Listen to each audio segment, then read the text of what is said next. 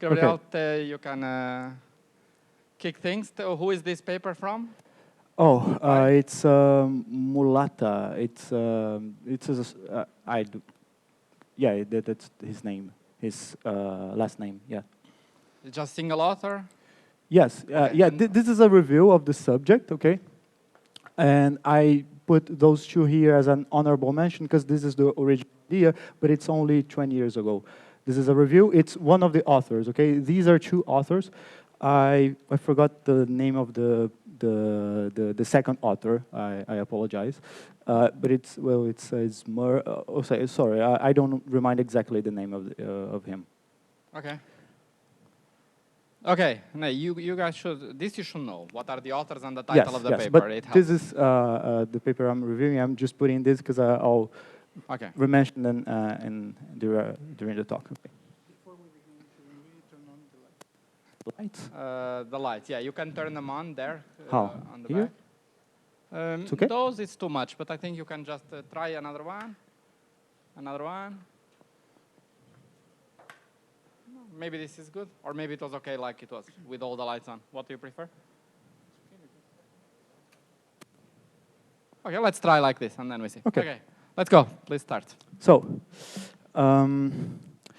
So I'll be talking about a review paper I said in the beginning.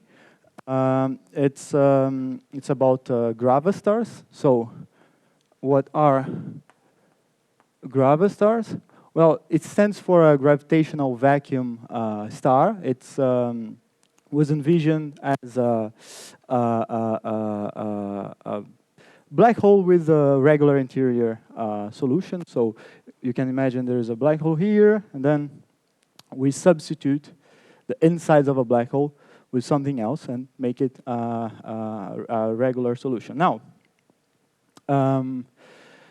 here I'm just putting a layer between those two layers. Outside, for Birkhoff's theorems, if it's spherically symmetric vacuum solution, this is Schwarzschild, okay?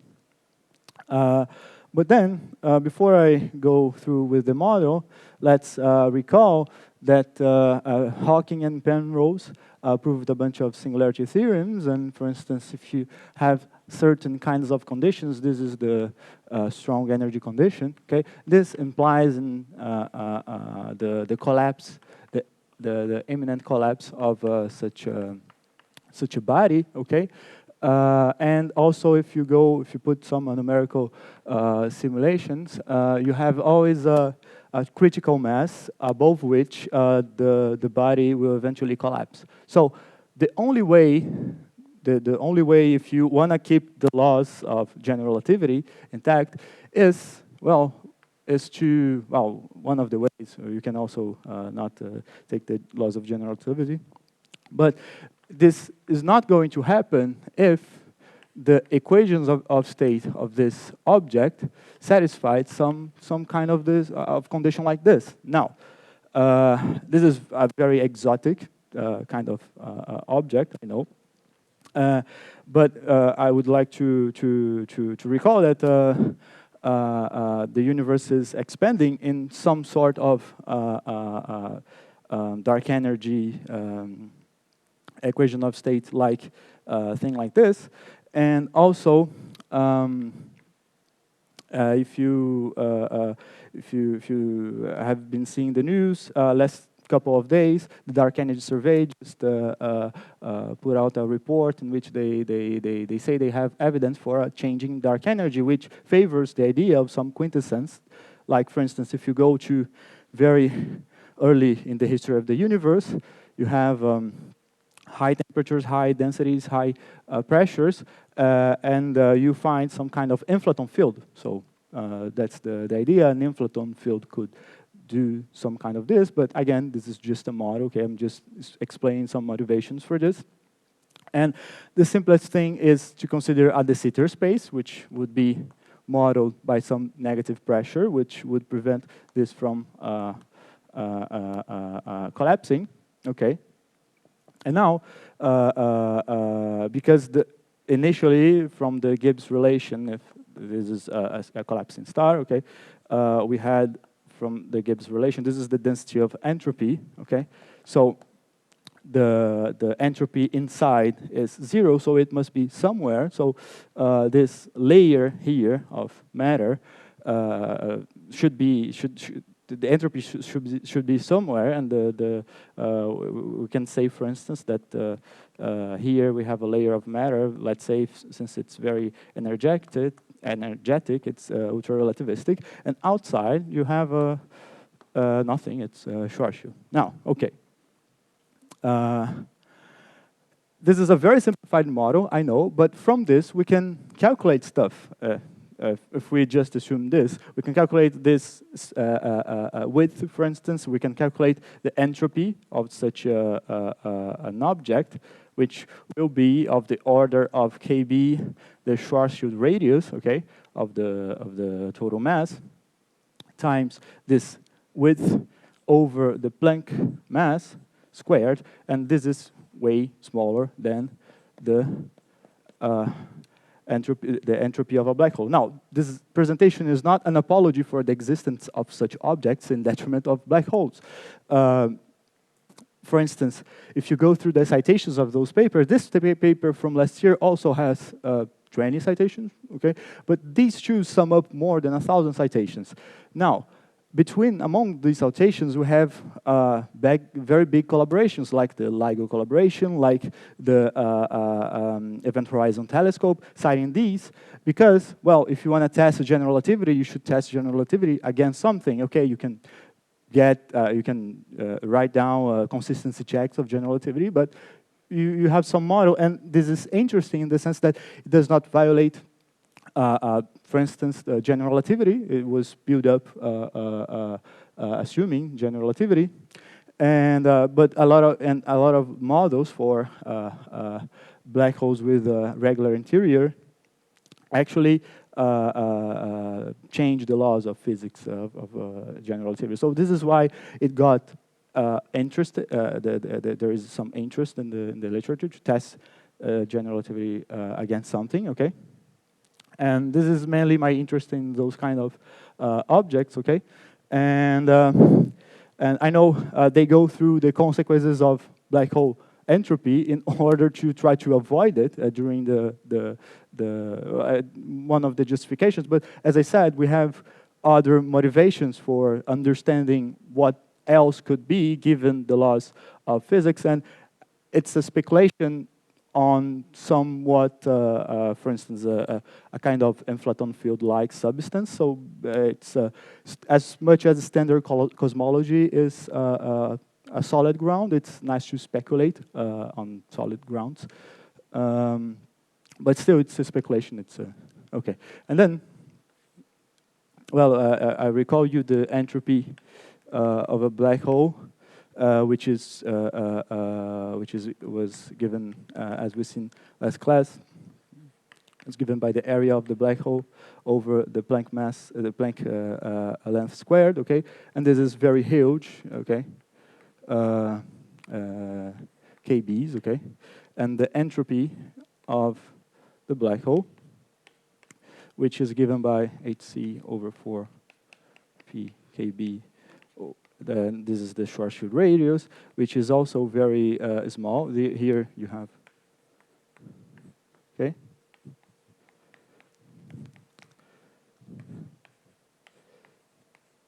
And again, this can provide us a test of the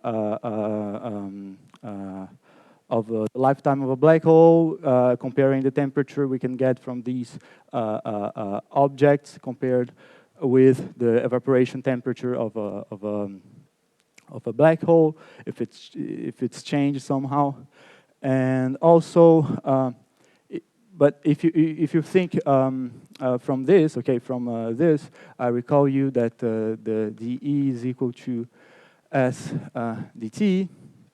And then from this, you can calculate the heat capacity of a black hole. And the heat capacity, and this was also pointed out by Hawking, this is negative. This implies that it's a system out of equilibrium, which is in accordance to the idea that the black hole is evaporating. So in what they were discussing, the comparisons between the black hole and the Grava-star, they were going through the the um, the the consequences of black hole thermodynamics. Now, and just for completeness, I can also talk later about justifying a little bit better this picture, but just to give a complete roundup, as I said, we have 3 regions. Okay, you have the 3 regions there, and then which are given by this region, and this region. And then you can do spherically symmetric body. A spherically symmetric body would have this metric. Okay? And then for R less than R, this is essentially the Sitter space. Okay? For R bigger than R2, you have a Schwarzschild, as I said. Okay? And in the middle, you would have, you use some the Einstein equation, and you can derive the top equations. And just recall these. The Einstein equation provides us 2 equations, and the conservation equation provides us a last equation, with which we have 3 equations, but we have 4 variables, p and rho. Okay, and with that, we sum up the equation of state, and we can solve the system and get the entropy and compare it with the entropy of a black hole. And we get the entropy, for instance, using the Gibbs relation and integrating out. Okay, and that's it. I know it's and it still is an exotic object, but it caught some interest, and since we have some evidence for some kind of change in dark energy, I think some kind of interest on this kind of models. Also, I forgot to mention that we have detections of gravitational waves coming from binary systems, which one of the masses is too low to be a black hole, produced from a non or numerical simulations, non-mechanisms, and also it's too big to be a neutron star, because we have some critical mass above which it collapses. So those are the main interest in comparing those 2, and I mean, and that's it. I actually didn't turn up the time, so I don't know what time is it. So I'm going to stop here and ask for questions. Thank you.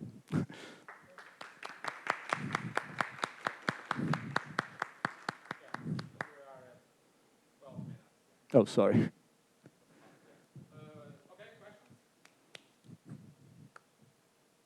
Go.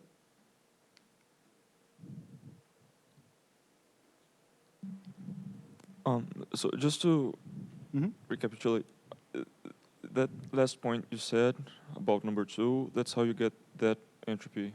Yes, yes. That's because the inside has 0 entropy density.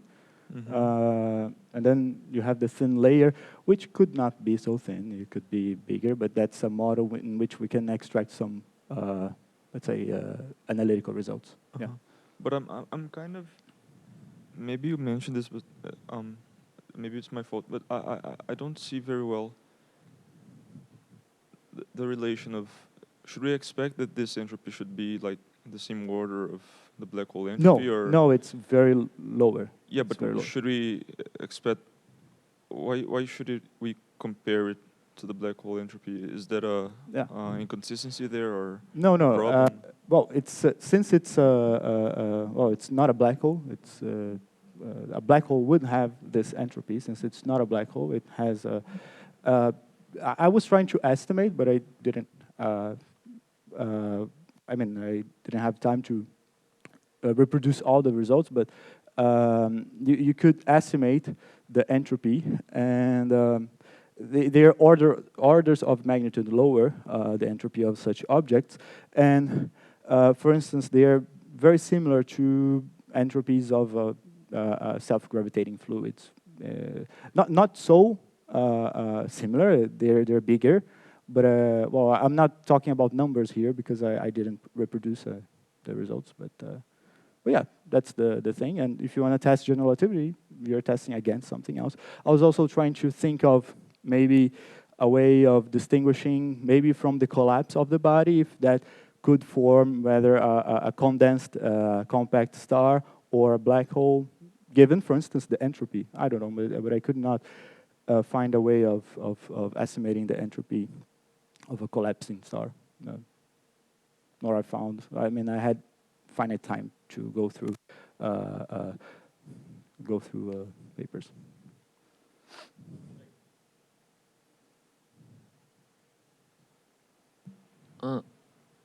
I don't understand why you say that, like, dealing with this object is testing something against general relativity. Like, this is general relativity, right? It's just strange matter. Yeah. It's a model that can be put it's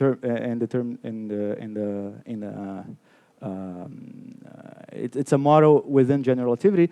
However, what's inspiring us to change the insides, it's some unknown physics or general relativity. You might say, well, quantum gravity may play a role in smoothing the singularity, but I mean, again, this is speculative. I didn't go through it because I think it's you can speculate about speculations. I'm just going, well, it could be that again, physics from cosmology and physics from field theory need to converge somehow, and might be that they're at very high temperatures, at very high densities, you could find some kind of inflaton field inside. But and that's how we deal with a Big Bang singularity. This is another singularity.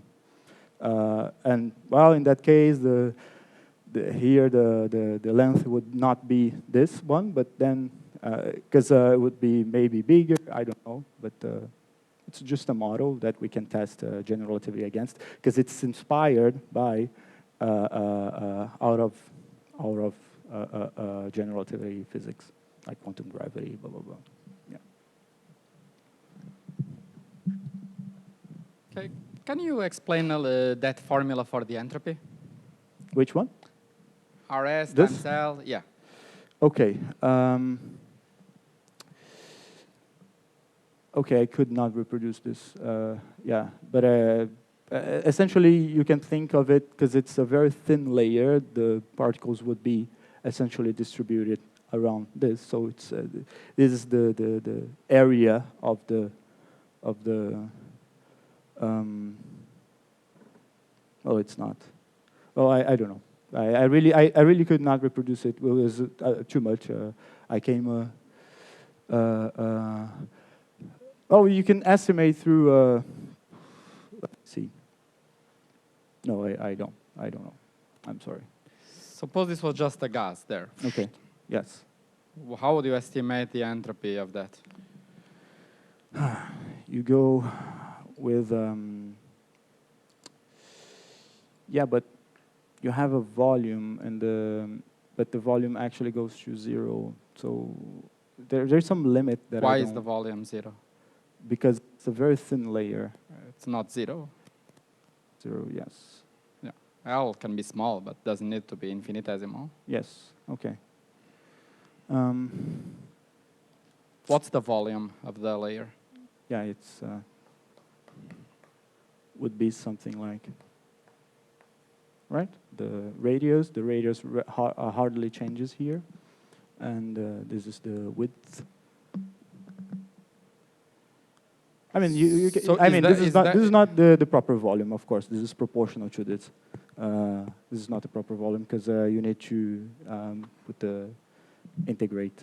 This is the proper width, and you would need to integrate from R1, R2, and you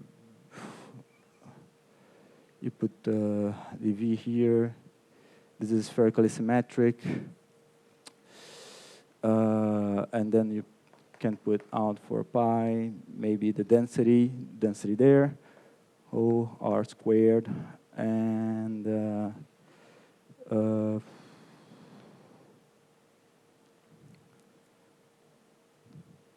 what is this density? no, I'm sorry. No, I don't know, but you should do it properly. No, but you can take a minute. Okay.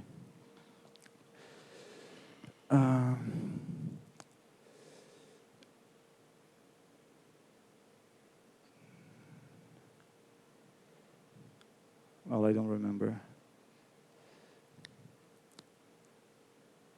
Oh, I don't How do you remember compute the somewhere. volume in GR? Okay. Oh, you have D4, D3. Oh, computing a 3D volume. And here you have to put the metric, but I actually forgot how you do this, because you have to put the metric. You have to get some slices. So maybe let me ask differently. Okay. Naively, I would imagine that the volume would be proportional to Rs squared, not to Rs. Why is in your formula just Rs? Why isn't it? I would guess the volume should be Rs squared Ls times L. Mm-hmm. Why is there no square in Rs? Because. And I would expect that the entropy would be proportional to the volume of the shell. Is that true or wrong? Okay, so if you say that, okay, I think from this relation, because you have to integrate the entropy density, and indeed, from here, okay, saying that this is essentially 2 rho, and not necessarily when you integrate on the volume here for the entropy, you get just the volume because you have the temperature here, and the temperature could compensate. But the entropy is the number of states. So if you have twice the volume, you should have twice the number of states. And why shouldn't the entropy be an extensive quantity? Yeah. That's what's special about a black hole, right? Is that the Yes, entropy comes proportional to the area. Here, it looks like you don't have a black hole, you are saying. Yes. And yet, the entropy is again something with units of an area. Why?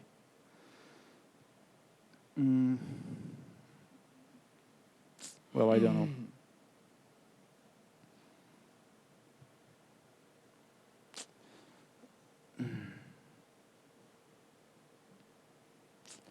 Oh, I don't know, because I just went through solving the top equations. I actually put them on Mathematica. I could reproduce all the steps, but I could not do everything. I'm just giving.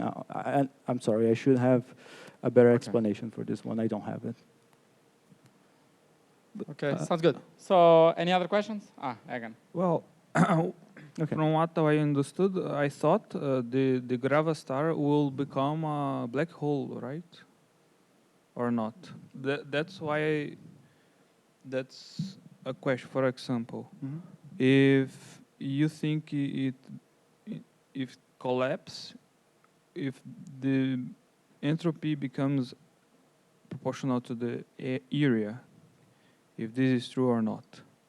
So the idea of the model is exactly to avoid the scenario, and the only interest where people have been have an interest was in this gap between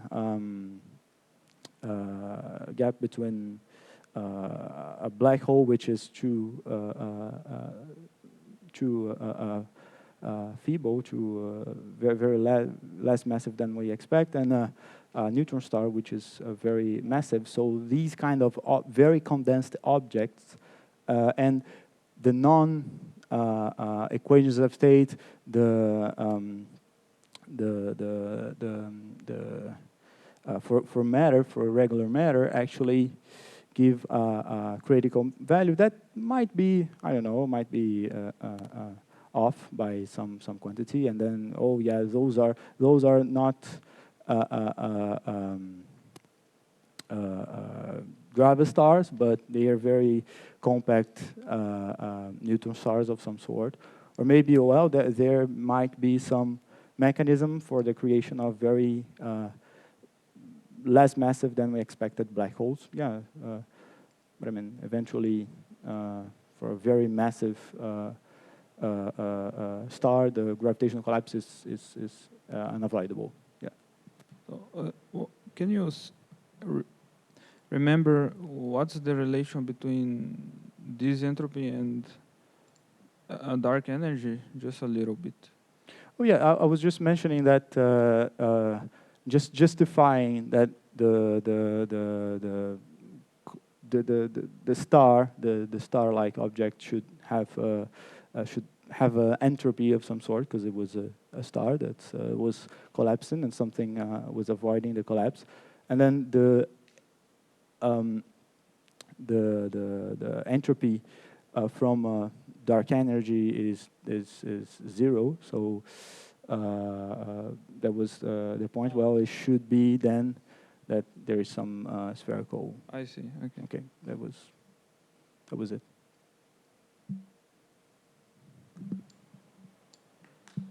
There are no more questions. Let's thank Gabriel. And move, please don't forget to take notes of your scores so that you don't forget them. And we move to the next presentation. I forgot who is next. Very good.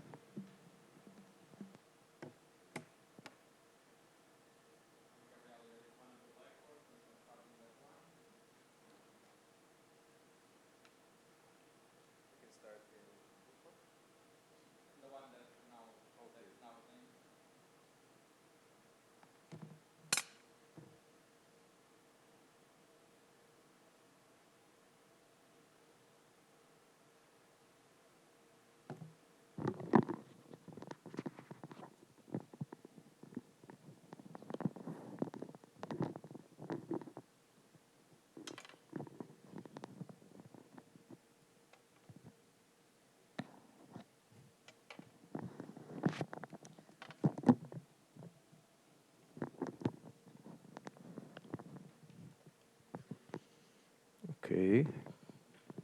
Can you hear me well? Yeah, I will put it just okay. My glasses are okay.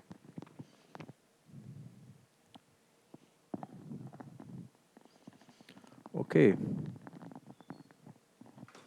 So, okay. Let me start. So this is a paper by Ryu and Takayanagi. It's a very famous paper where they present what has become known as the Ryu-Takayanagi conjecture. So let me write down the archive number for the paper.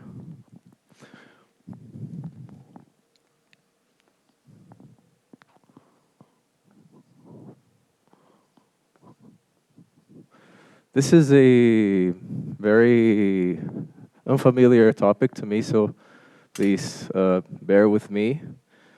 Okay, so the name of the paper is Holographic Derivation of Entanglement Entropy from ADS-CFT.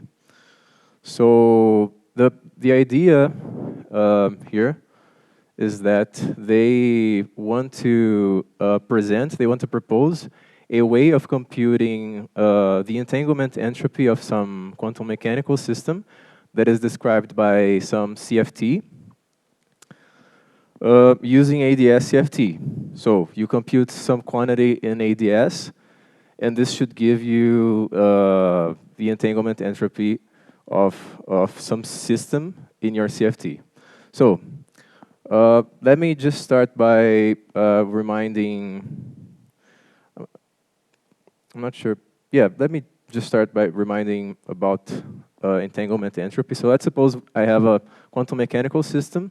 For instance, let's say I have a spin chain. It's the simplest example I can think of. So you have a spin chain. Let's say it has a size, some size L here, and I only have access to some subsystem A of the spin chain that has size small l. Okay. So the entanglement entropy of subsystem A, it's basically a measure of how entangled, if I understood correctly, how entangled the subsystem A to the rest of the system, which I should give a name also. I'm calling this the rest of the system B. Okay. So it's similar to the idea is to draw a connection between the fact that you can't see what's here. You can only have access to subsystem A, to the idea of B being a black hole, basically in ADS. So you only have access to the. Well, I'll get there. So the entanglement entropy for subsystem A will be given by this expression here. You take a partial trace over A of rho A log of rho A, where rho A you find by taking a partial trace with respect to B, which you don't have access to, of your density matrix of the whole system, rho. So in particular, in the case of a one-dimensional quantum mechanical system, which is described by a two-dimensional CFT, you can compute the entanglement entropy, and it gives the following expression, which I won't derive here, but I will try to, if I have time, I'm not sure if I will have time, but I will try to arrive at this expression using their conjecture, or at least give an idea of how to do so.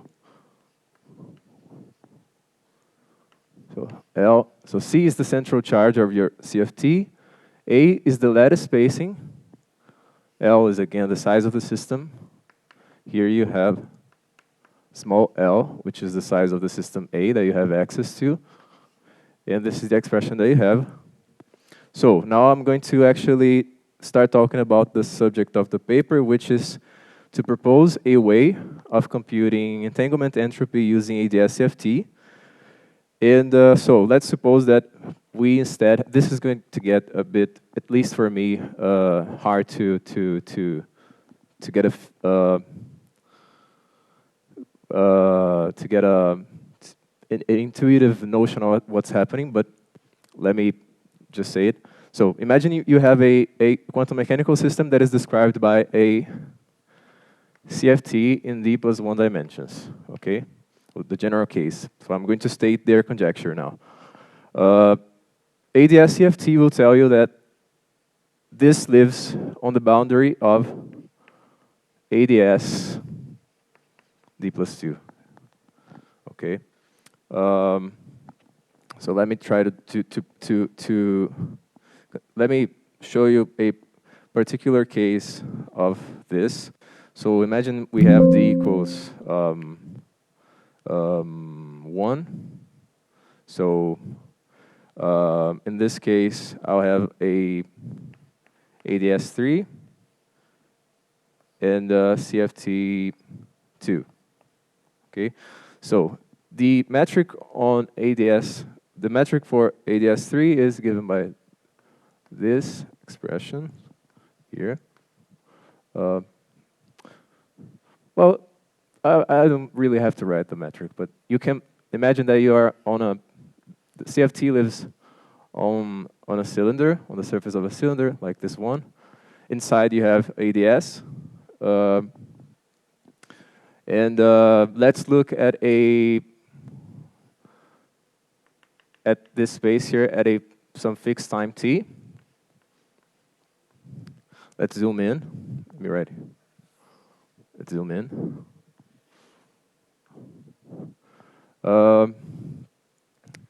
Then here you have your CFT. And here, inside the circle here, you have ADS. So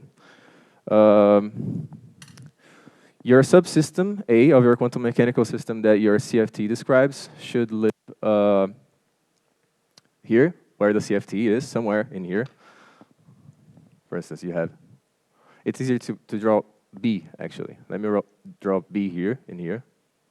B, this part of your slice with fixed time of your CFT corresponds to B, where B is the system that you don't have access to, and the other part is A. Okay. What they say is, so let me remind you. In general, the surface of the cylinder is d plus 1 dimensional. ADS is d plus 2. Here you have something that is d-dimensional. So the boundary of A, which is this point here, which coincides with the boundary of B, because I'm assuming B is the complement of A, has d minus 1 dimensions. So and I'm going to call this boundary del A. Okay. So what they say is, on the ADS, you compute a minimal surface of d dimensions, a static minimal surface of d dimensions that whose boundary coincides with the boundary of A, so del A. You compute the surface, then you compute the area of the surface, and the area of the surface, you plug it into a formula that looks a lot like the Bekenstein-Hawking formula for black hole entropy. You take the area of gamma A divided by 4 times G n, where this G n d plus 2 is Newton's constant in d plus 2 dimensions. You plug this area in here, and you find the entropy for the entanglement entropy of A. So this is their conjecture. I'm not sure if I'll have time to work out the example, but I'll try to give an idea. So the next thing that they do in the paper is show that they can reproduce this formula here for, oh, by the way, this expression here satisfies the properties that you want in order for you to be able to interpret this as a entanglement entropy. In particular, you have SA equal to SB if B is the complement of A, because the boundaries will coincide. And also, you have that if you have something like this. Let me try to remember. Because if I take, forget about this case. Let's think about a case which you have A1, a subsystem A1, and some subsystem A2 okay, forget about this other property because I don't really have time to talk about it. Actually, I've run out of time already. Right? Okay, so let me talk about this other property, then I'll finish, because I won't have time to work out the example. But I can give you an idea during the questions. So let's imagine that you have instead, say, A1, a subsystem A1 here, and another subsystem A2 here.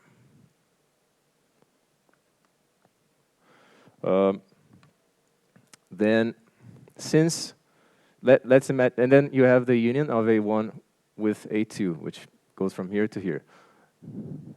If you consider the entropy, the entanglement entropy of A1 union with A2, because this is proportional to the area of a minimal surface, this area is the smallest possible by definition, so this should be smaller than or equal to you summing the entropies of A1 with A2.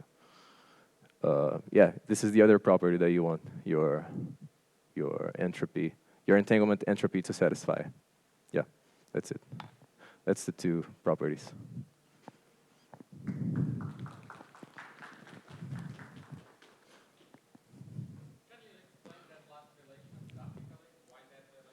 This one?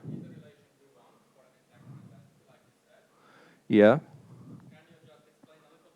Or why graphically or why geometrically that relation follows from their proposal? Yeah. Let me write in blue the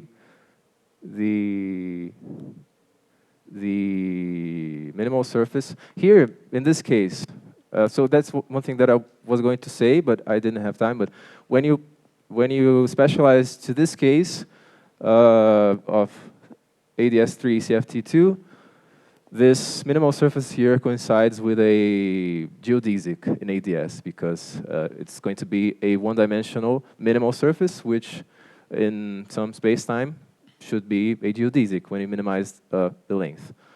So in this case, we have here gamma A1 union with A2. And here you have, I don't know,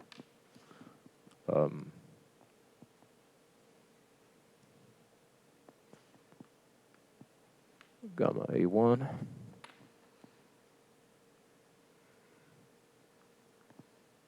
Gamma A2. Okay.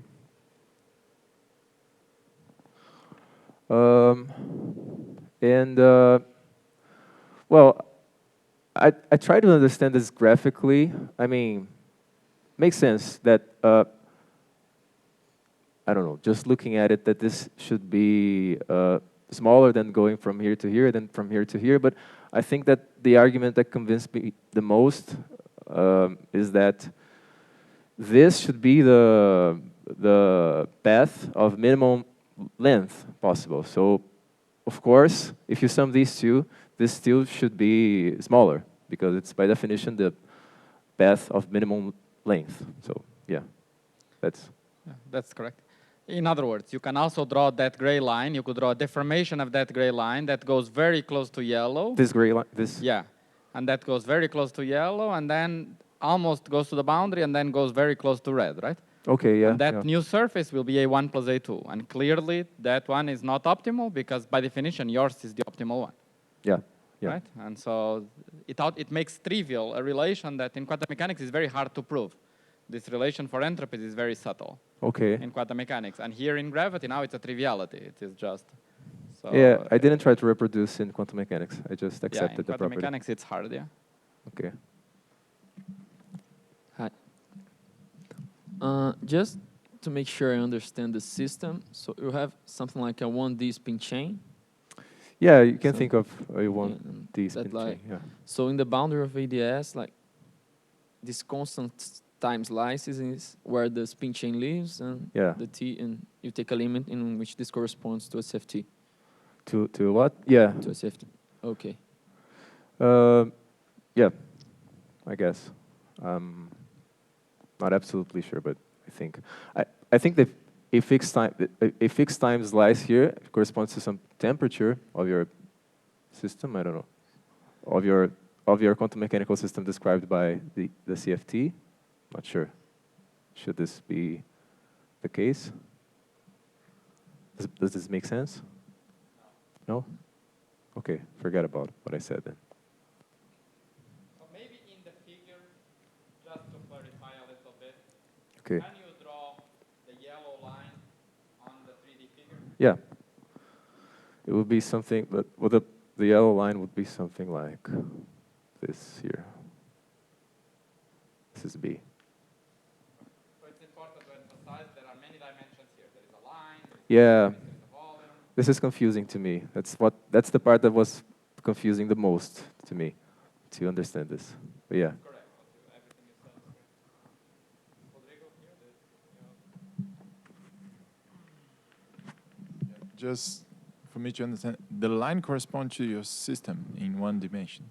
This line here? Yeah. On the B line. It corresponds to, so your CFT lives on the surface of the cylinder, and the ADS is in here. It's in the inside. Here's CFT.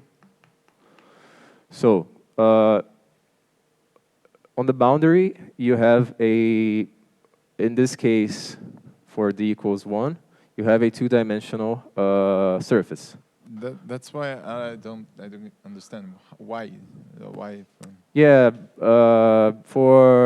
I'm not sure how to prove this, but for one-dimensional quantum systems of many bodies, you can describe them using a CFT in 2 dimensions at criticality, I think, at criticality. But I'm not sure how to argue that this is the case. But one is that, in general, it's always true that any statistical mechanical model in d+1 dimensions, if it's local, can be interpreted as a d-dimensional quantum mechanical model. Okay. So that's something that when you learn statistical field theory, you would learn that you can weak rotate one of the directions, and statistical mechanics in d dimensions can be rephrased as quantum mechanics in d-1, right? Because you just have, you can think 2 dimensions are space, or you can say one of the dimensions is time, and then there is a quantum mechanical evolution in time. You don't need that for anything in this presentation. You could just say that I have a 2-dimensional theory. The 2-dimensional theory has 1 dimension of space and 1 dimension of time. Yeah. Now I go to a fixed time. That means the surface that is drawn there. And in that fixed time, I take an interval and I integrate out the rest. So I'm computing at a given time. I have a wave function in my 1-dimensional system. From my wave function, I have a density matrix, and I do those operations. Right? Those operations are operations you do in quantum mechanics at some fixed time. And so it makes sense. All the dimensions make sense. At one time, I have a wave function. I compute that quantity there on the left. I don't need to use the fact that that 1+1 dimensional theory could also be sometimes the limit of a quantum spin chain and so on. That's a bonus. That people that care about that formula, SA, might care because they want to test it in the lab. But it's not needed for the logic here. Yeah.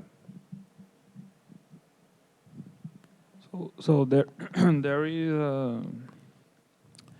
I understand that it's easier to make considerations about entropy, looking for the ADS part. But in the case of Bekenstein, the area of black hole is a black hole, so it's a physical object. So is in this case intuition of why do I should believe that you can associate this to minimal surface, but is there physics? Is there some physical intuition or just computational? That's the exact part where I got stuck. I have no idea if there's a physical intuition. You're asking if there's a physical intuition for thinking that this minimal surface corresponds to the surface of a black hole, an ADS. Yes. I don't know. I have no idea. I don't know. If you can associate to this minimal surface some physical phenomena, I don't know. Something like this. I don't know either.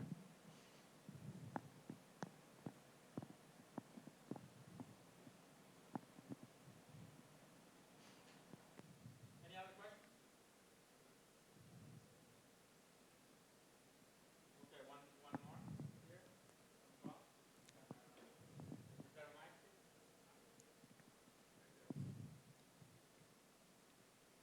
So just you don't have the only input you have to know about the theory that. So, for example, you know in the ADS-CFT you have a certain conformal field theory on the boundary, and then there's some gravity theory inside ADS. So here it seems that the only thing you need is to know the geometry of ADS. To know what? It's just the geometry. You don't have to know anything about string theory or just purely gravity and. Yeah, if I understood correctly, the only thing you have to know to, for instance, derive this expression, at least, I don't know if for other cases you have to take into account special things about your theory of gravity.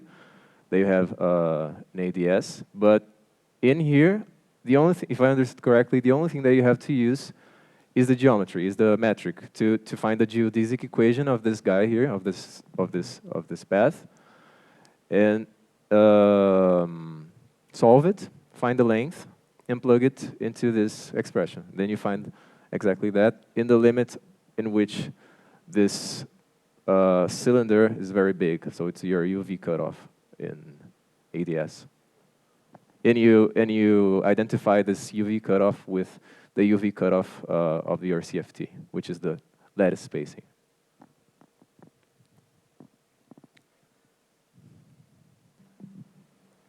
Very good. Let's thank Leandro again.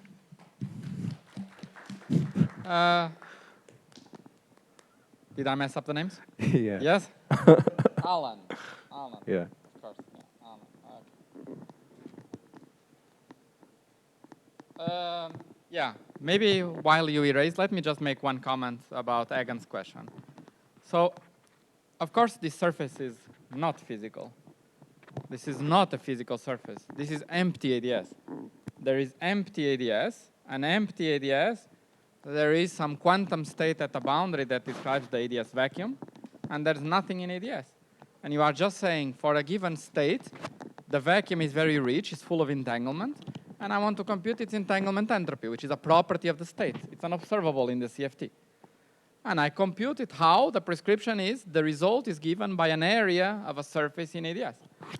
But you can compute many surfaces, many regions on the boundary, and you compute many surfaces. Those surfaces are not physical. They are just, it's something you should compute to estimate the entanglement of the boundary state. Right? So and then you could ask, okay, so that's an observable, like correlation function, like Wilson loop, like many other observables. And this is one that's very interesting. It computes the entanglement of the state.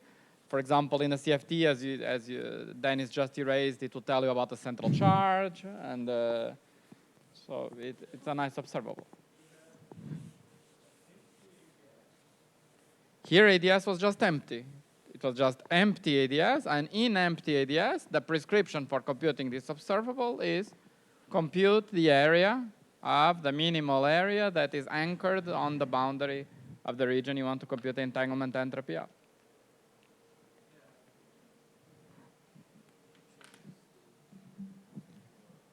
Sorry? Yes, so then you could ask, can I compute entanglement entropy, for example, not for the vacuum state, for the pure state, but for at finite temperature, for example. And now it would be ADS with a black hole inside.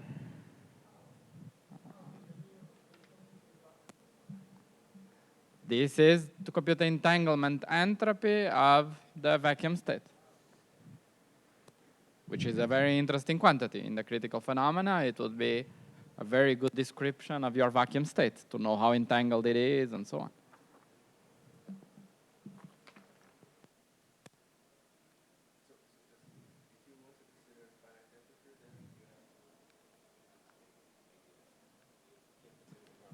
That's right. So if you do finite temperature, that's a very different state that we know is dual to a black hole.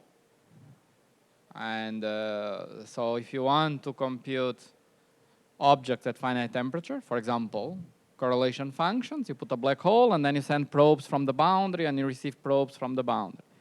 If you want to compute entanglement entropy, you do these surfaces with minimal areas. But whatever it is, if it's about finite temperature, in ADS it will be related to putting a black hole inside. That's what ADS, the duality tells you. If the boundary you put at finite temperature, in the bulk you put a black hole. If the boundary you are in the vacuum, in the ADS you have the vacuum.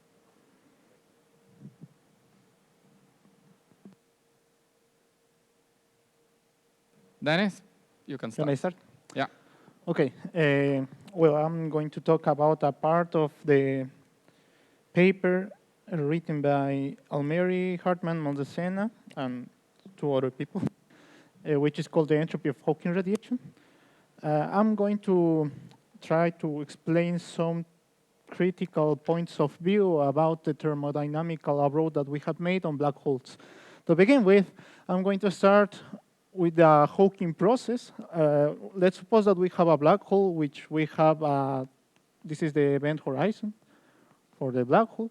So in this event horizon, we will start having pairs of particles being created, and one of them will be outside of the event horizon. Therefore, it can travel outside it. And well, by this process, it's possible to prove that the energy of the black hole will decrease, and therefore, it will reduce its area. If we calculate the entropy of the energy radiated, we must expect something related to, well, a behavior of the entropy with the time to be something like this. It's not totally linear, but with this graphic, I want to show that it will increase, okay? Well, this seems to be something weird related to our thermodynamical approach, where we have seen that in this case, for the evaporation of black holes, since the area is decreasing, we must expect that dependence of the entropy with the time will be like this, right? It will start to decrease. So we can say that this is something weird, right? However, the point of this is that we have to define better our definition, and we have to see these kind of definitions of entropy are kind of different. To do and to show that difference, I will try to define, or I will define two kinds of entropy. The first one we'll call the fine-grained entropy.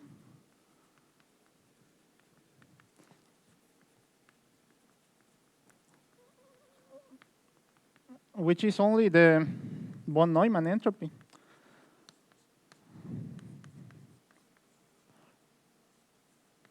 Right?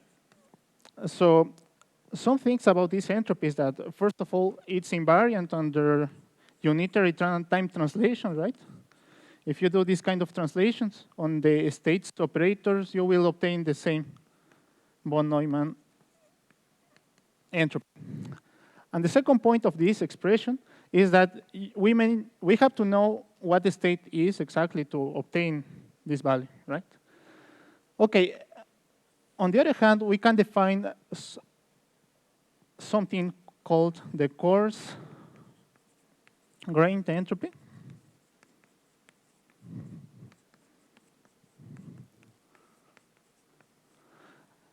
Well, this coarse-grained entropy will be more related with thermodynamics, because this is defined as follows. We will have a set of observables, and well, in this case, we will not have a specific choice of, well, a specific state for our system. But we will have a set of states such that if we calculate the expected value of any of these operators in some state, it will not matter on what state we are talking about, right?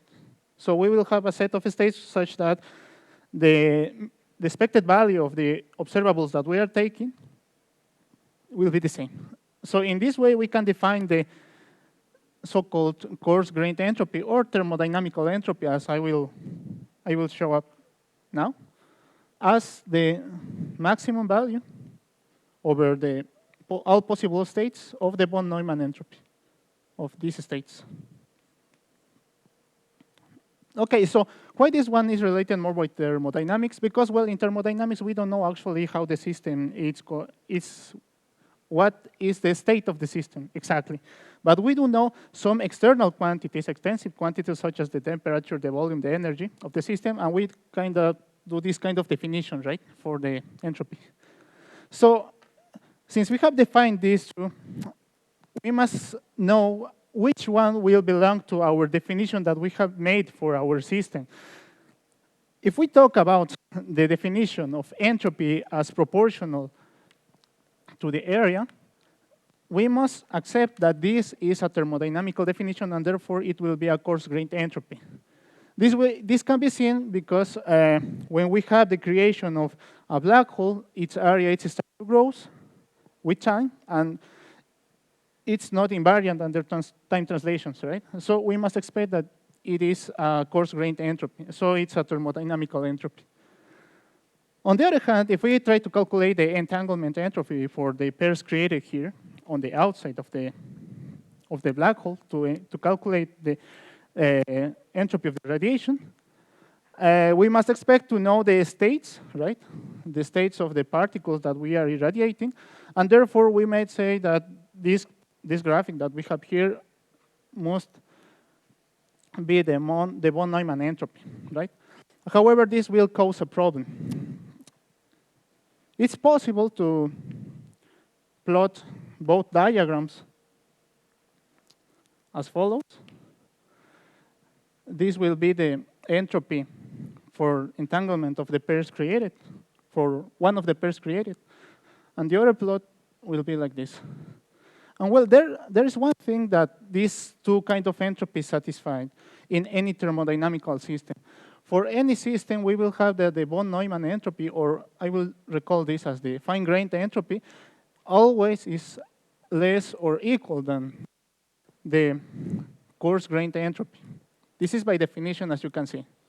But in this graphic, we can see that there is a moment where this inequality is broken, right?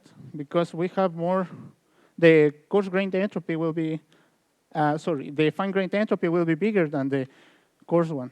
So we have to change our definition for the fine-grained entropy for the black hole, right? So to do that, it's possible to show that the correct fine-grained entropy formula for our system will be given by the following expression.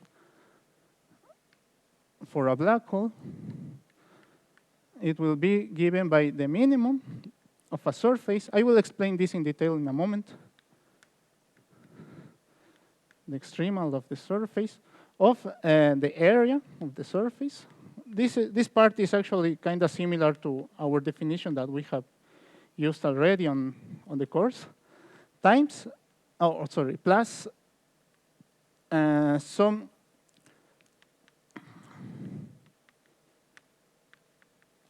contribution for the outside. So first of all, to use this formula, we have to know that it's possible not to only describe the black hole as our system, but the black hole and a part of its boundary. For example, suppose that we have a black hole, and we can estimate, or we can set the cutoff of the system as an external part. So the area that we are referring here will not be the event horizon area, but it will be the area of our new boundary. And as you can see, there is some part of here that may contribute to the second term. This is the entropy outside of the event horizon, but in the system. So it's possible to use this formula to obtain the correct expression for the fine-grained entropy for our system. The answer is yes, and it will not have this kind of problem that we have seen here. Well, I will show briefly how to calculate this and how this works on our system by using a Penrose diagram for a black hole that is evaporating. So this will be the surface of the star. This will be the singularity. We will have here an asymptotically flat space. Here we will have the same. This part will be the event horizon for our system. And well, first of all, we have to define the cutoff of our system, right? I will define this as this section. And well, to use this formula, we have to, first of all, set at which time we are calculating this term, right? So let's suppose that I choose this time. Just to clarify, I am using polar coordinates, so this is the r equals 0 region. And each point of this diagram will be a two-dimensional sphere. So at any moment, at a specific moment of time t, I will have to choose a surface x such that I will have an extremal value of this quantity. By extremal value, I am referring to the maximum or the minimum possible value of the quantity. So it's possible to prove that there are two principal contributions for our system, which are given by the following surfaces. The first one will be the surface r equals 0, so we have no surface. in this case, this term will go out, right? So in this case, we will have only the contribution for outside. And since in the boundary we are creating these pairs of particles, we will have behavior of the fine-grained entropy, or, well, let's suppose that we will call just entropy for now, because we are not setting the minimum yet. It will be like this, right? Because we will have, for each time, we will have more and more contributions, right? For at any time that we are setting. So at any time, we will have this kind of behavior. Now, for the other region that we will have an extremal value will be a region that is very near to the boundary. Okay, this will be the surface, and well, by defining again the cutoff of our system, it's possible again to draw surfaces to calculate the entropy for at each time. And well, in this case, we will have the opposite thing. As you can see, at each time, we will have less flux of the pairs of particles being created. And therefore, in this case, we will have this kind of plot. Well, we have defined this section of our equation. Now we have to minimize between both. So at the end, the expression will be something like this. We will have the contribution of this until a certain part of time, which is called the page time. So we will have until here. And then it will begin to decrease. So this would be what we expect with this formula. Well, someone skeptical would say that this is just a trick to figure out how the formula is, because we have seen how the coarse and fine-grained entropy behaves after we did this calculation. But no, this expression can be obtained also by using path integral formulation stuff, which I'm not going to talk about. But it's possible to obtain that formula by other means. And well, something interesting for this, and I will finish with this, is that we can define this fine-grained entropy, as we can see, as some property that the state of the system must have, even if we don't know how the system will behave, right? We don't know how the system is inside the black hole, and it's possible then to obtain some property that such state must have. It's important it's interesting to know something related with the system without even knowing what is the state of the system. And that's why this is useful. Well, I think I would finish with this. Okay, after a last comment, the main objective of the article is to calculate the entropy of the radiation, not the black itself.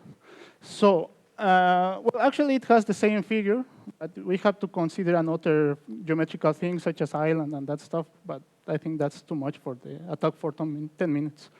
So, yes, now the questions. Sorry, what is A of x? The definition of A of x? This? Yes. It's the area that we are considering this to calculate the, okay, I will erase this. It's the area that we are considering to calculate the entropy inside of that system. So in this graphic, I can show it better. So we have a boundary, right, for our system.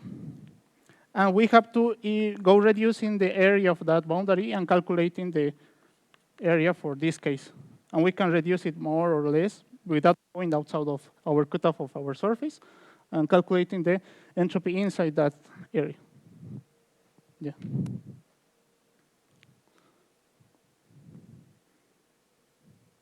Yes. There is.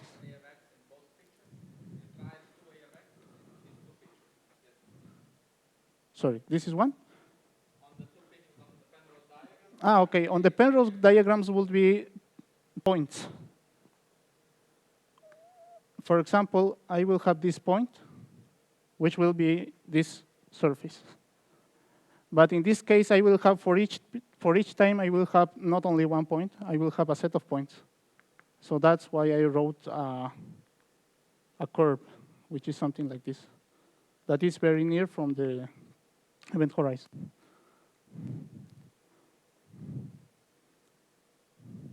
Because with different times, we will have different values of entropy, right? So we will have different values for our extremal value of the entropy, so we'll have to consider different surfaces. The line that you erased and the line that you use now is before the line has different shapes. Yes. I am saying that these are the maximal surfaces that we can have for our system. These other ones will account what are the... Yes. Exactly.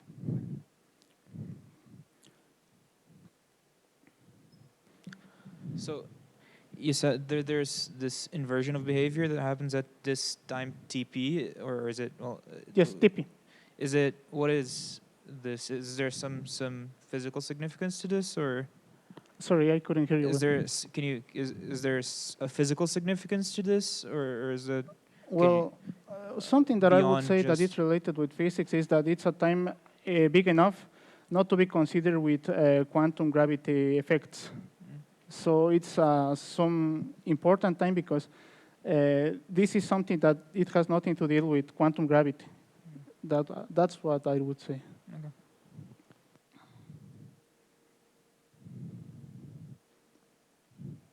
Do you have any other questions?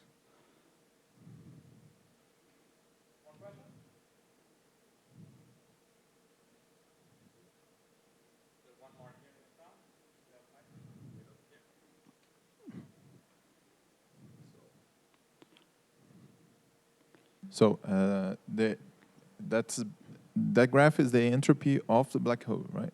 This one? Yeah, the last one. Yes, it's the fine coarse entropy of the black hole. It's not the thermodynamical entropy of the black hole. Ah, okay. Mm-hmm. Yes, I don't know if I answered your question, or do you need something else? It's like the von Neumann entropy. It's an evaporating black hole, right? And yep. the entropy of the black hole is proportional to the yes. area. Mm-hmm. So how exactly does it start to grow?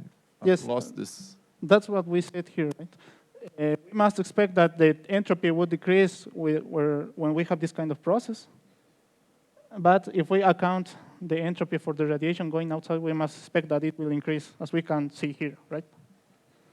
However, we have seen that this will break this kind of inequality that we have here.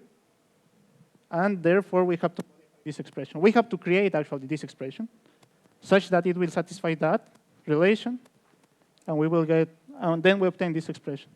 So this will be our, if you want, this way, we can call this the von Neumann entropy of the black hole, actually. Mm-hmm.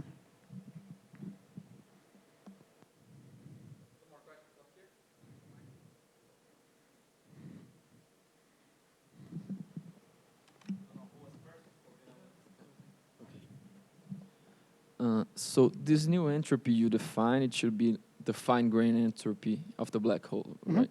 Yes. So if it is like, okay, the black hole is entangled with the Hawking radiation, right?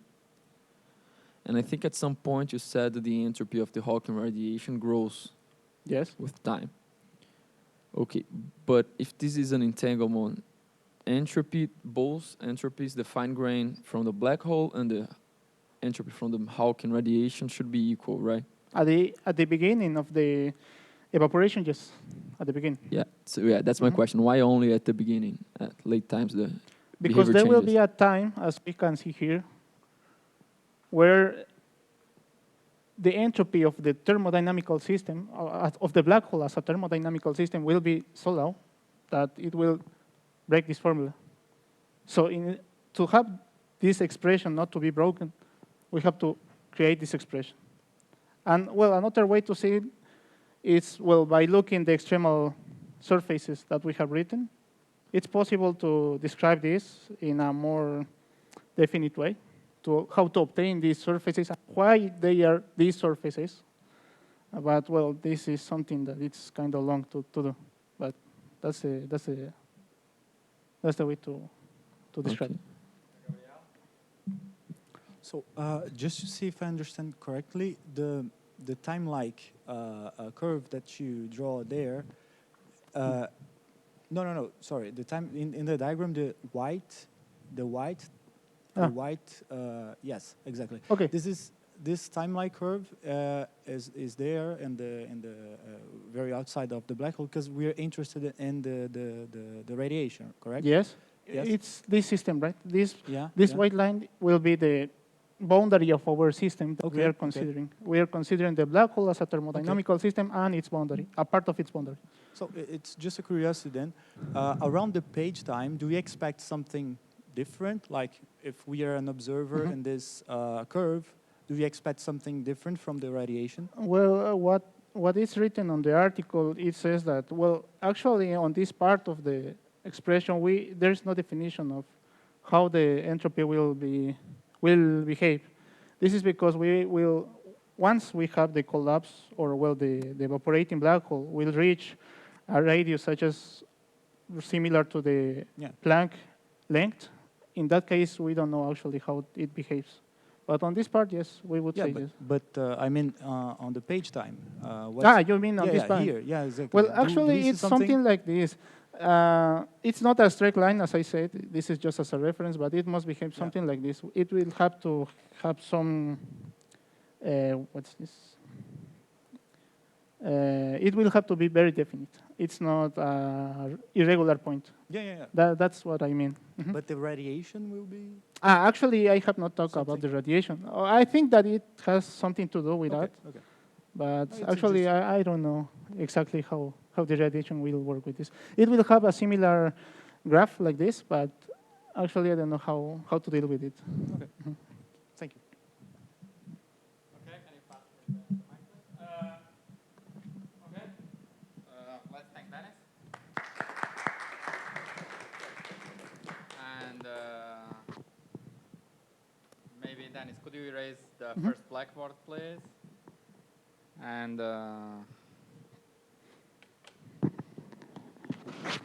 while Rodrigo sets up, Egan, can you turn off the air, please? It's a bit cold. No, that's not how you turn off. You just, yeah, that's it.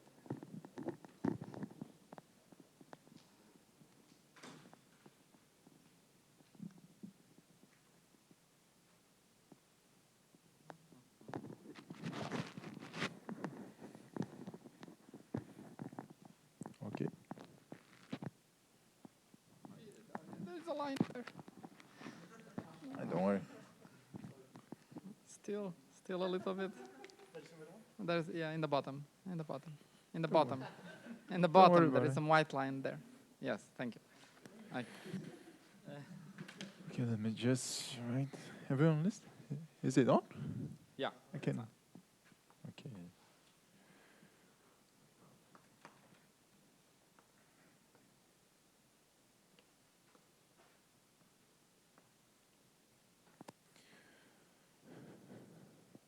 Very good. So, Rodrigo, you can get started. I will start. Okay, let me just put a chronometer. It's 10 minutes or 10 minutes? Okay. Total 20 with questions is the idea. Aim at 10. Okay, I'll aim at 10. Just to be sure.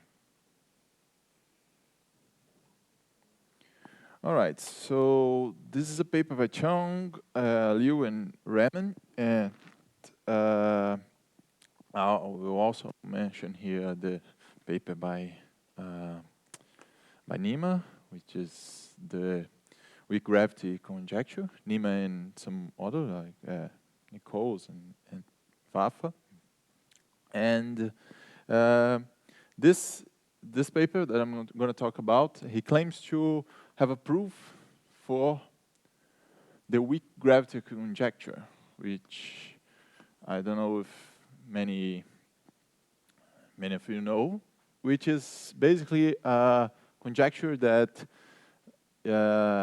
in a system where you have a coupled gauge theory with gravity, the charge to mass ratio is always bigger than 1, which means that gravity is always the smallest of the forces.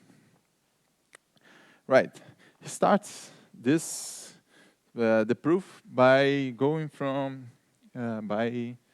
starting with the Lagrangian of the Einstein-Maxwell equation, but with some effective theory, higher dimension terms. So the usual Einstein-Maxwell equation goes like that: 1/4 F mu, F mu, and then you have here more delta L, and this delta L here is there are terms like R times this, and there are 8 terms in here on the first order, which is 8-dimensional terms. And let me write here, delta L is composed of 8 constants, C1 to C8, which actually later he will call D1 to D8 in the paper, but it's not important, just a change of variables. And the way it goes, he says that the entropy of a black hole in a theory with this, I must say, the proof is using the black hole entropy. And the proof goes something like, he first says that the entropy of a system, the full entropy of your theory, is the entropy of the lower order in your system. In here you have you are way below any mass of any mass of any particle you can have in your theory, right? So here you have this S tilde, which comes from this Lagrangian, and plus a delta S. And the claim here is that delta S is always positive. Anything that you add from UV completion will always increase the theory entropy. And the way he proves this, claim is delta S is always positive. And the way he proves this is by saying that if you have a partition function, which is a function of beta, the inverse temperature, if you Vic rotate this action, this is proportional to a path integral in dA and the gravity, right? G. And from some action, Euclidean action that depends on A and G. But this is actually an integrating out the degrees of freedom from the massive fields. And these massive fields here, if you can put it like a phi, and put the phi to 0, you're assuming that the VAV of this massive fields is 0 in the low energy limit. And when you are assuming that this is 0, then your full entropy, like the entropy when you have this degree of freedom, or let me write it in other. Let's say you have the partition function. Let me put this in the exponential form. So this is log z. So I'll write this as some integral of some result for this integral for the classical limit of A's, classical, G classical, and phi classical. And since this is the solution for this equation, the classical solution, this is a minimum, right? We are assuming that our theory is bounded from below.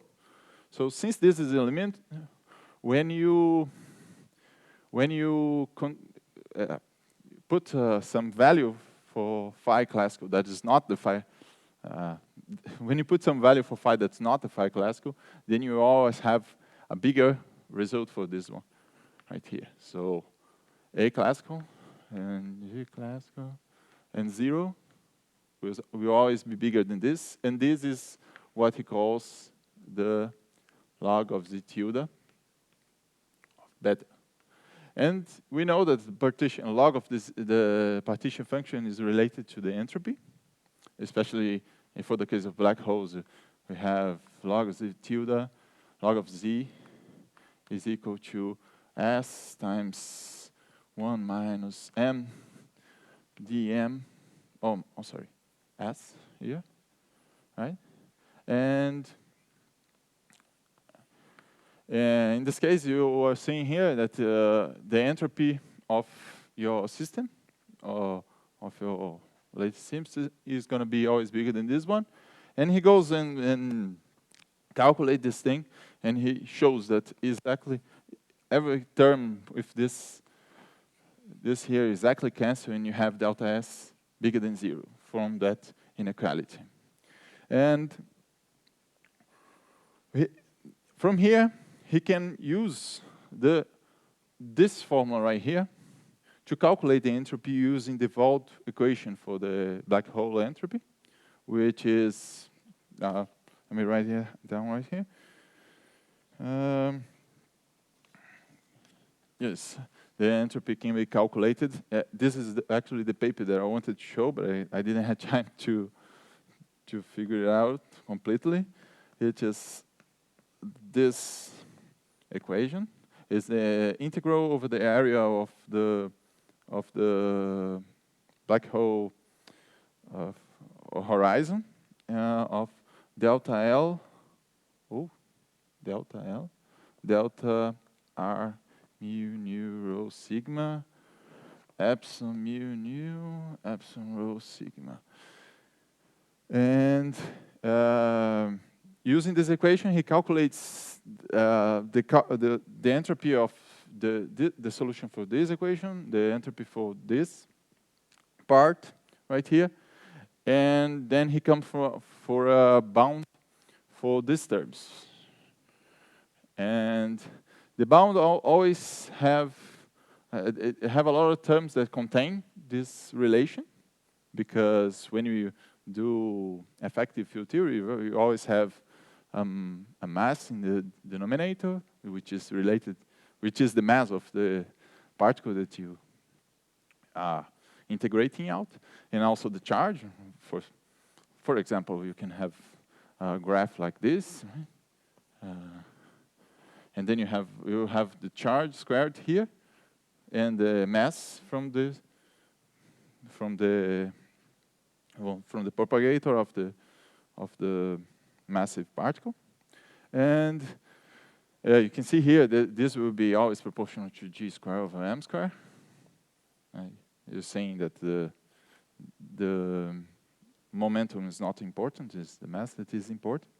And because of that, you have a lot of terms that depend on this, and you want to probe this around 1, right? To see the proof of the weak gravity conjecture. Then he finds a relation, which he writes as d0 is bigger than 0. This d0 is a combination. D0 is a combination of a lot of terms with some constants from the CI. CI is just a combination of these terms, of these constants of the effective theory. And with that, he finds that the entropy gives this, and this is related to the bound, not the bound, but to the constriction that we have in here. If we put, how I'm going to phrase this? If we put Z, which is just the charge of the mass of the particles in your theory equal to approximately equal to 1. In fact, he does something more intelligent. He does like q square over m square, and he put this approximately equal to 1. So he doesn't know if this is growing or is coming to 1 from above or below, which is important in here. You want to know if it can get smaller than 1. And when he does that and he uses that characteristics, he finds that the new ratio of mass of the full theory containing all the terms, needs to be needs to be your z that is equal to 1 plus a delta z that comes from the effective theory. And well, I will not have time to show everything, but I think that what is interesting is that this delta z is actually a function of d0. He finds that it is something like 2 times d0 of pi m square. So since d0 is always bigger than 0, we have delta z always bigger than 0. And since this is 1, we have that the full relation between charge and mass needs to be always bigger than 1.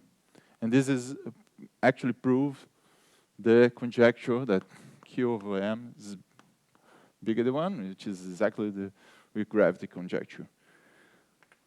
Okay, just some remarks here. He have a lot of restraints in the way he proves it. I didn't have time to show it all. It took a longer time than I wanted in this presentation of the Lagrangian.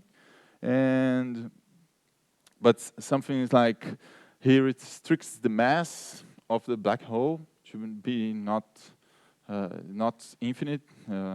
He have some restriction of the mass. He also have a restriction of the charge. Of this ratio, it cannot be below square root of 3 over 2 because it means that the black hole is not, it does not have a positive heat, specific heat, and then everything breaks down here. But yeah, it's interesting, and it seems to make some sense. I'm finished here.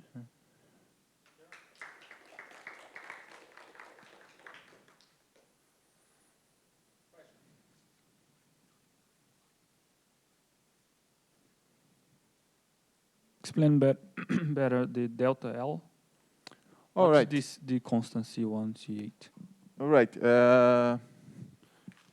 Let me write it down here. It's the effective terms from integrating out modes of massive particles like this one. You see, you want to integrate out your massive degrees of freedom from the theory. You are below the energy of producing these massive particles. So you're going to shrink this to a single point. So what you're going to do, is you're going to write these terms as, well, the delta L that he considered are the first order only, which are dimension 8. So it's something like this, R2 plus C2 R mu nu R mu nu plus C3 R mu nu rho sigma rho sigma R mu nu rho sigma. And then there are the terms that combine the F mu nu's and R, which is C4 times R F mu nu F mu nu. And you see where this, and then you have also the Euler-Heisenberg formulas, which I don't know if you know about it. The effective Lagrangian that you take only the photon as the only particle in your theory. You don't even couple to gravity. And then there are 8 terms in here. They are long to write because all of this indices. But you have a scalar also, right? How they appear? This is not necessarily a scalar. He uses here a scalar, but this is not necessarily a scalar. I think it works for fermions as well. Any massive degree of freedom that you can integrate out. That couples to gravity and to the U1 gauge. This is not the photon, it's just a U1 gauge. Okay. Of course, it's the photon in the end.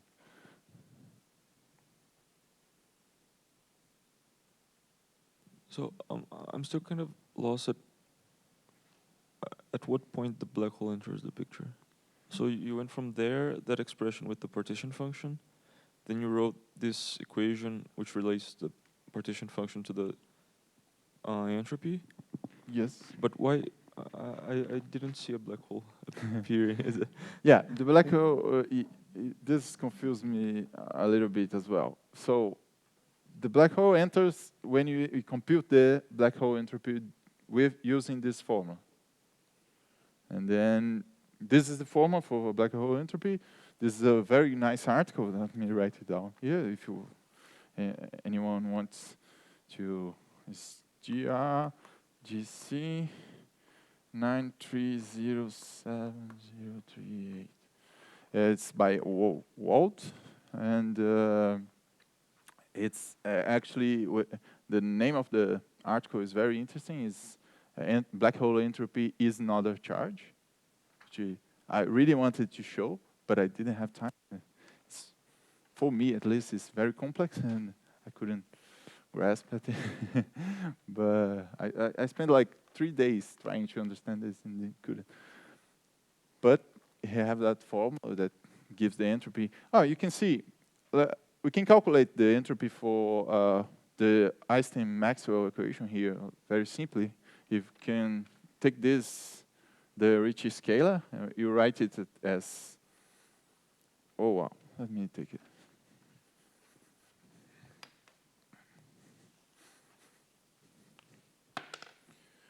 Take the Ricci scalar, write it as G mu rho, G nu sigma, R mu nu rho sigma.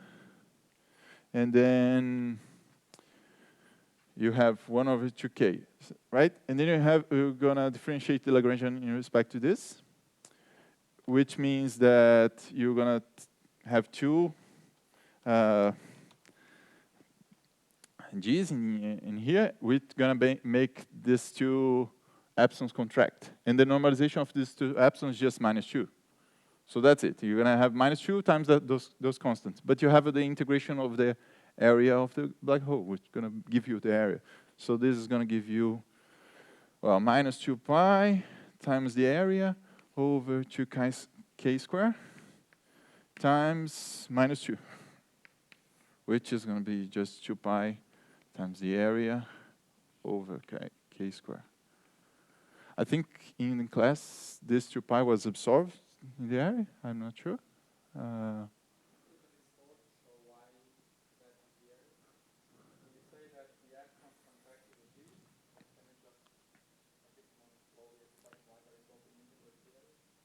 No, because the integral in the area is going to give you just the area in this case.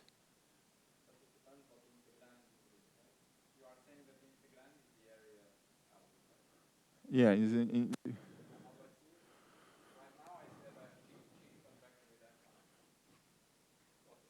yes, then you're going to have the integration over the area, and nothing depends on the area. So you're going to have just the area. Oh, this is this is the tensor of the killing vector in these epsilons that's one of the parts that I couldn't get to show this. These epsilons are the tensors of the Killing vectors of the black hole, and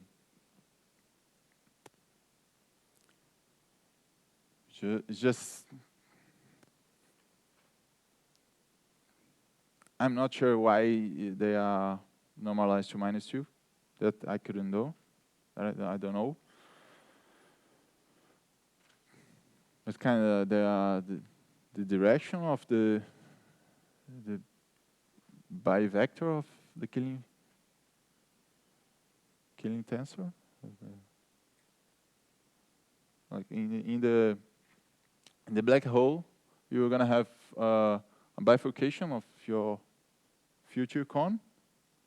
Like in the horizon, you have a bifurcation of your future zone right here, and then I think this epsilon gives the direction of. I may be wrong here.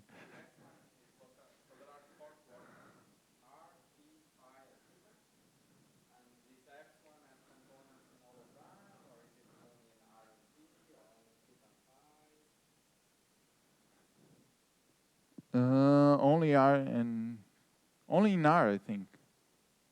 Oh.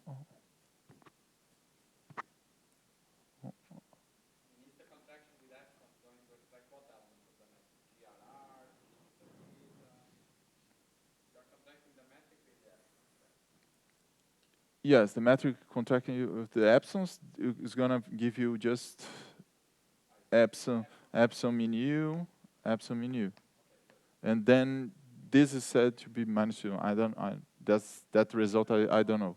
This is a normalization.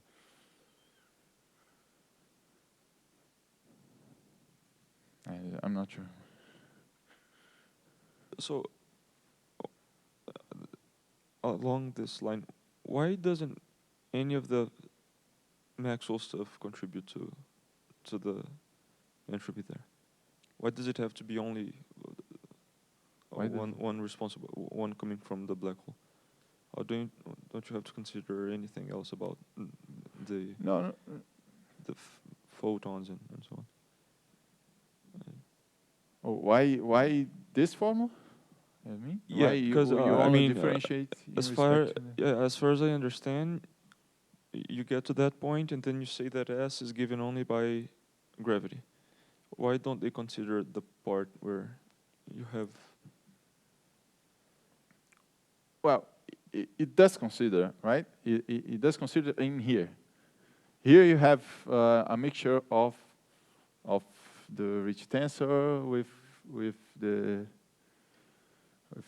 photon, and in here you're gonna consider the calculation that he does for the entropy of this dummy is very big. There are many terms, but the idea is that in this simple form you don't need the photon, just need the first approximation here. Oh, there is the remark here that the first order contributions to the effective Lagrangian, to the higher order effective Lagrangian, need to be on 3 level of the massive scalar. Needs to be this form. If it's not, then I don't know.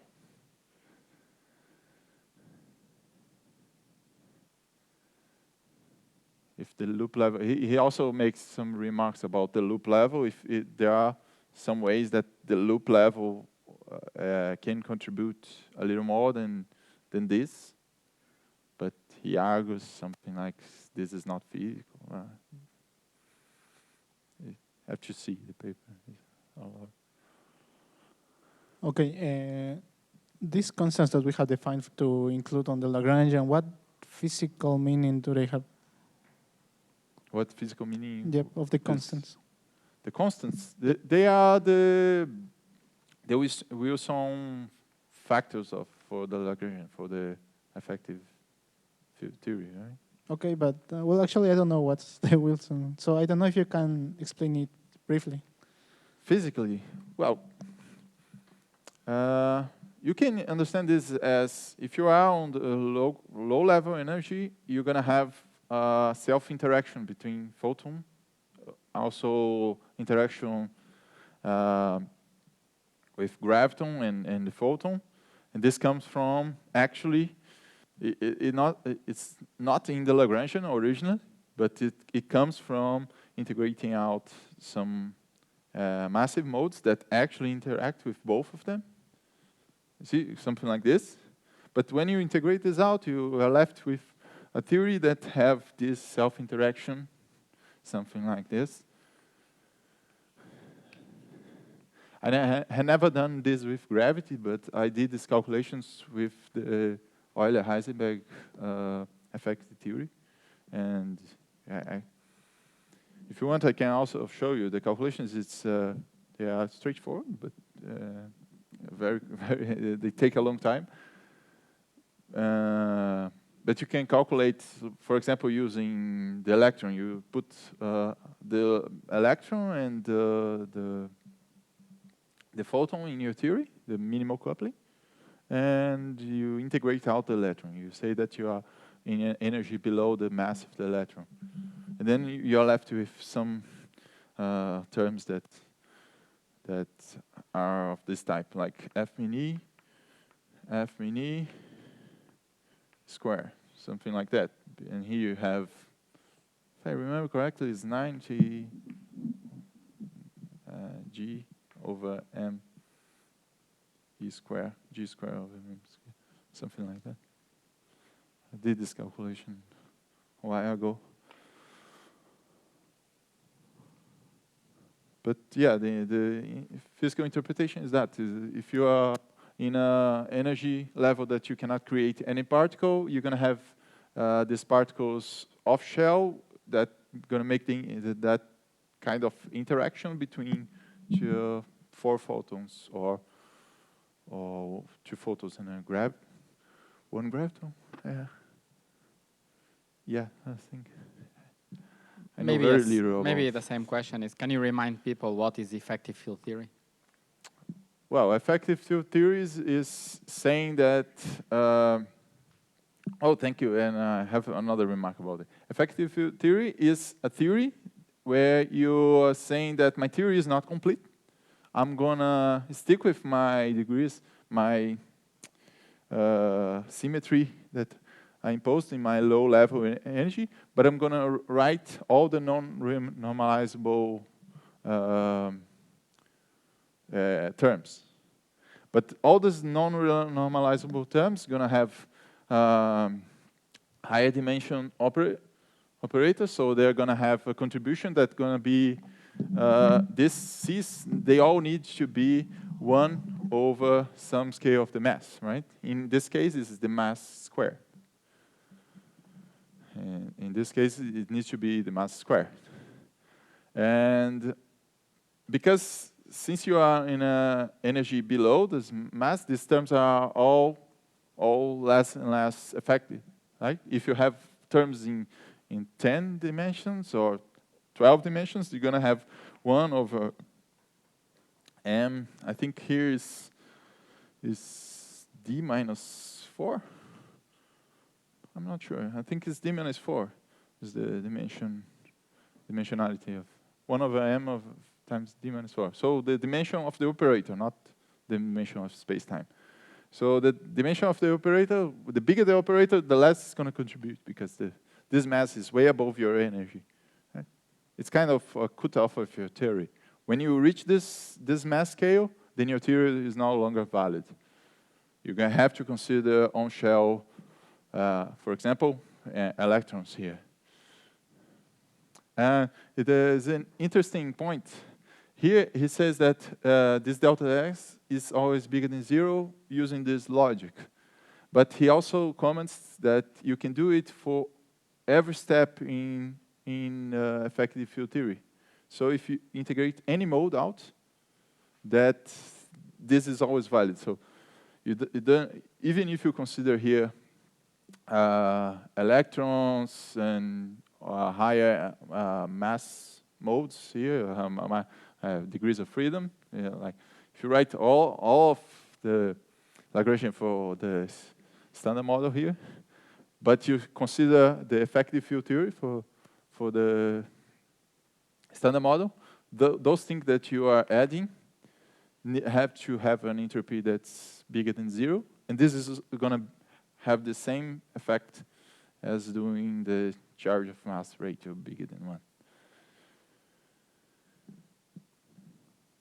Any other questions?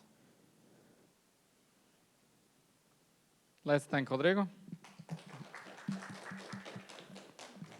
Okay. So, do we want a break or no need? I think there's no need, right? We are going for lunch right afterwards. Okay, so let's...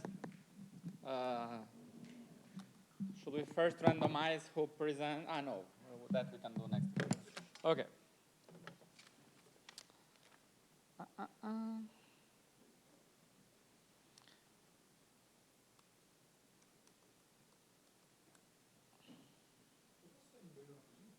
Pode.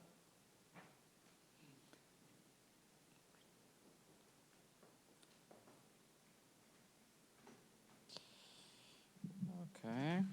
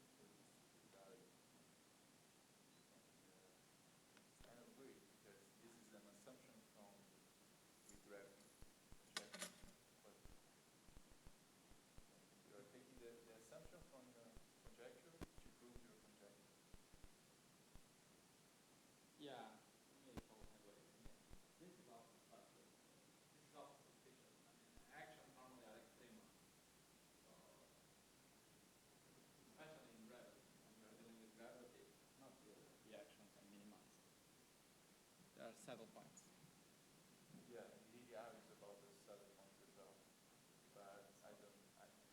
Then taking some Wilson coefficients and truncating at some order. Why don't we keep more terms? If we want precisely to go high in energy, it's a bit